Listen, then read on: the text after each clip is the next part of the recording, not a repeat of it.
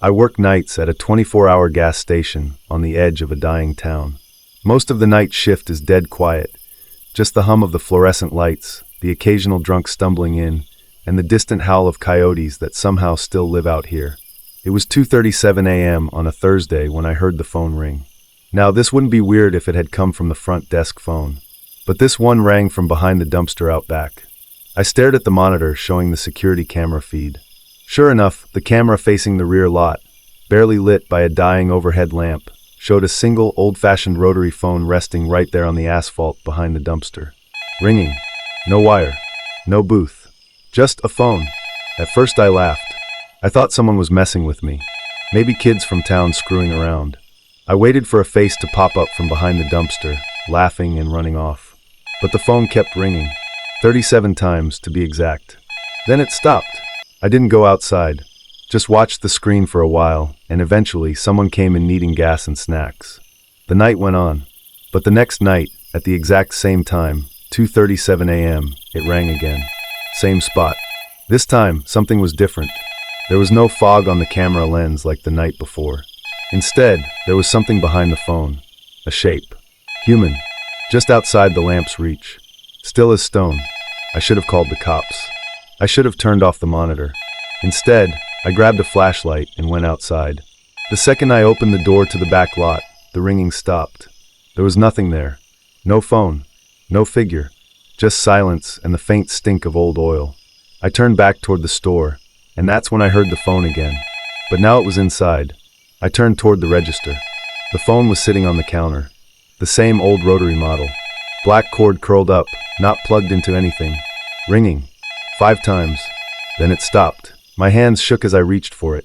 I wasn't going to answer, but some part of me, some dumb part, thought maybe this was all a dream. On the 6th ring, I picked it up. Hello? No sound. Then breathing. Followed by a voice, my voice. Why did you come outside? I slammed the phone down. The ringing didn't stop. It kept ringing even though I was holding the receiver. Over and over. It sounded like it was coming from inside my head. I ran to the walk-in freezer, shut myself in, and waited there till sunrise. The phone was gone when I came back out. I quit that job the next day. Moved 3 counties over. Got an apartment. Day job. Normal life. But the phone followed. 3 nights later, 2:37 a.m., it rang again. Not my cell. Not the landline. A black rotary phone on the floor of my closet. I didn't answer it. I left the apartment and stayed at a motel. It didn't follow me that night. But the next, I found it again. In my car. On the passenger seat. Ringing. I answered it. Why do you keep running? The voice asked. My voice again, but distorted like underwater. You already let me in. I threw the phone onto the highway that night, watched it shatter under a semi-truck. The ringing came back at 2:37 a.m. the next night. This time from inside the bathroom mirror. It rang once. I answered with a whisper. What do you want? Silence. Then laughter. Dozens of overlapping voices, including mine, all saying, You already answered. Now it's your turn to call. I don't know what that means, but I've started seeing them, the others. People like me. People who answered. They don't talk. They just follow me silently, watching. And sometimes, when I'm alone, one of them rings. The phone can be anything now, my microwave, a power outlet, a puddle of rain on the sidewalk. I don't sleep. I barely eat. It's always 2:37 a.m. now, no matter what the clocks say. And I think I'm starting to turn into one of them. I keep finding phones in stranger places. Under my pillow, inside my cereal box, in the fridge. Last night, I answered one in my chest. It felt like a heartbeat. And the voice told me, now it's time for you to call someone else. So I did. I dialed a random number. Yours. Did you hear a phone ring last night? Don't answer it. No matter what. Even if it sounds like someone you know. Because once you answer, you start ringing too. It started with a wrong number. I had just moved into a small 1-bedroom apartment in Albany after my divorce. It was quiet, old, and had a draft that never went away, but it was cheap, and I needed space to breathe. One night around 1 a.m., my phone rang. Not unusual. I worked late and had a few friends who forgot time zones. I picked up without checking the caller ID. Hello. There was a pause, then a whisper. Is this Michael? No, I said. Wrong number. Another pause. Then the voice said, Oh, I thought this was Michael. You sound like him." The line clicked, and they hung up. That was it. Or so I thought. Next night, same time. 1:03 a.m. exactly, same number. Unknown caller. "Is this Michael?" the voice asked again. Same tone. Calm. Soft-spoken. Female. Again I said no, again she apologized, and again she hung up. By night 4, I was curious. I picked up and asked, "Who is this?" A pause. "I'm looking for Michael." "There's no Michael here," I said, "but you've called 3 nights in a row. What's going on?" Silence. Then, I used to talk to him. He stopped answering. I didn't sleep well that night. The next day, I blocked the number. Didn't matter. The call came through anyway. 1:03 a.m., as always. Same voice. "I miss him," she said. "He used to stay up and talk to me." I told her to stop calling, to leave me alone. She laughed, not cruelly, but like I'd told a joke she didn't quite understand. "He lives where you are now," she said. That one sentence made my chest tighten. I asked what she meant, but the line cut out. I didn't sleep at all that night. The next morning, I asked my landlord if anyone named Michael had lived in the apartment before. He said yes. A man named Michael H. had lived there 5 years earlier. He hung himself in the closet, the landlord said without emotion. Didn't even leave a note. I painted over the stains. I checked the closet that afternoon. There were tiny holes in the ceiling. Nail holes. I looked closer and saw faint scratch marks along the wooden beam. Like someone had been hanging. Fighting. The next few nights I didn't answer the phone. But the calls still came. 1:03 a.m. sharp. Eventually, I stopped sleeping altogether. Every time I tried to ignore the ring, something in the apartment would go wrong. The power would flicker, a glass would fall from the counter, my door would open slightly even though it was locked. I decided to answer. "Why do you keep calling?" I asked. The voice was fainter this time, like she was further away. "I don't want to forget him," she said. "I thought you were him. You sound like him now." That night, I dreamed I was hanging. Not metaphorically, literally. I could feel the rope digging into my skin. I could feel the air leaving my lungs. And I could see her. She was standing in the corner of the closet. Pale face, long dark hair. Eyes swollen from crying. "You said you'd always answer," she whispered in the dream. I woke up gasping. That morning, my phone showed I had made a call at 1:03 a.m. to a blocked number. I didn't make that call, but something did.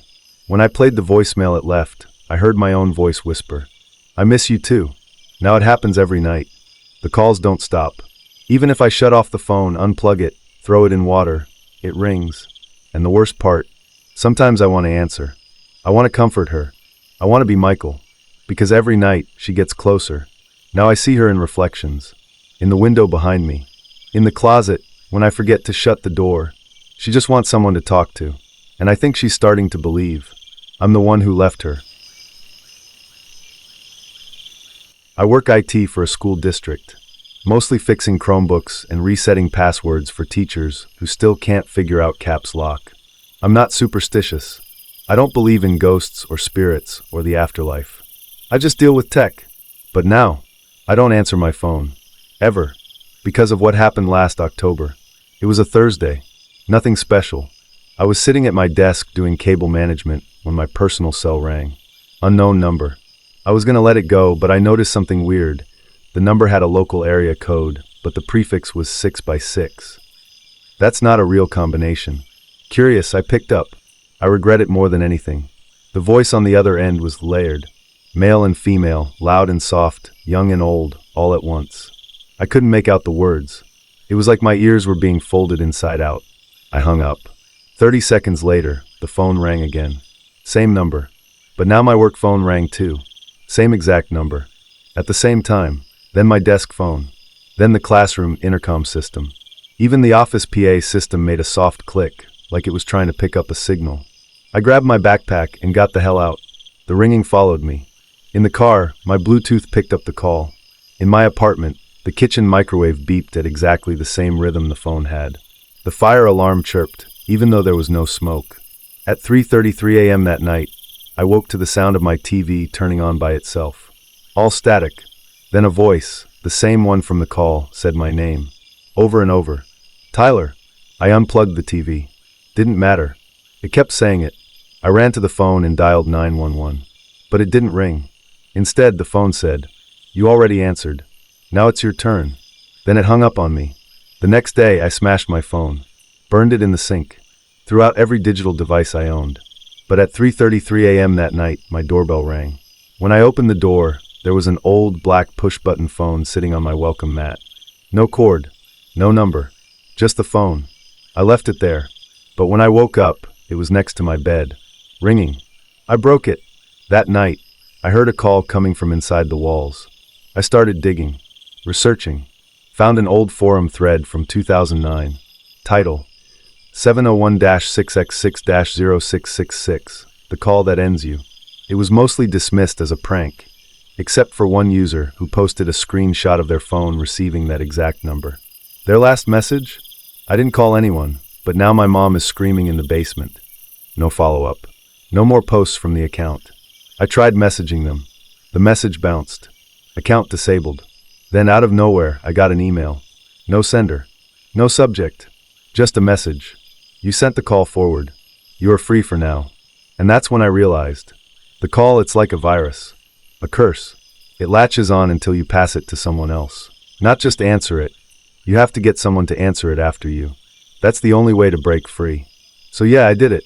I forwarded the number to someone. An old friend I hadn't talked to in years. Told him I changed numbers. Asked him to pick up when it called. He did. I know he did. Because now my phone hasn't rung in 6 months. But 2 nights ago, I woke up at 3:33 a.m. There was a voice in my kitchen. You cheated. The call came back. So here's what I'm doing now. I've uploaded this story to every horror forum and social media app one can find. And I'm including the number here. You might see it. You might be tempted to call it. Or answer it. And if you do, just remember, you only get free by passing it on. So if your phone rings at 3:33 a.m., don't answer. Unless you're ready to live with what comes next. Or worse, pass it to someone you love.